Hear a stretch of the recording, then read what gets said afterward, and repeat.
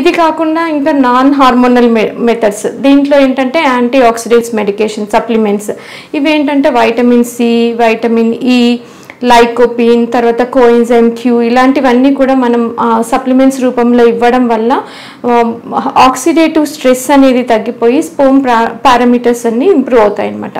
So ఈ anti oxidants tablets రూపంలో కాకుండా న్యాచురల్గా మనం తీసుకునే ఆహారంలో ఈ యాంటీ ఆక్సిడెంట్స్ అనేవి ఎక్కువగా ఉండే ఆహార పదార్థాలు సెలెక్ట్ చేసుకోవడం వల్ల న్యాచురల్గా కూడా మీకు స్పోమ్ పారామీటర్స్ ఇంప్రూవ్ చేసుకోవచ్చు. అంటే ఫర్ ఎగ్జాంపుల్ మీరు తీసుకునే ఆహారంలో dry fruits, fresh fruits, berries, cherries, walnuts, cranberries ఇట్లాంటివి, వైటమిన్ సి, ఇవన్నీ ఎక్కువగా ఉన్న ఫుడ్ తీసుకోవడం వల్ల ఈ ఆక్సిడేటివ్ స్ట్రెస్ అనేది తగ్గి స్పర్మ్ క్వాలిటీ ఇంప్రూవ్ అవుతుందన్నమాట. సో మీ స్పర్మ్ క్వాలిటీ ఇంప్రూవ్ చేసుకోవాలంటే first important thing life style modification, తర్వాత మీ ఆహార నియమాలు, అవసరమైతే చిన్న మెడికేషన్ సప్లిమెంట్స్. సో ఇవన్నిటితో మీ స్పర్మ్ క్వాలిటీ ఇంప్రూవ్ అయినట్టయితే న్యాచురల్గా మీకు కన్సీవ్ అయ్యే అవకాశాలు కూడా పెరుగుతాయి అన్నట్టు. Thank you.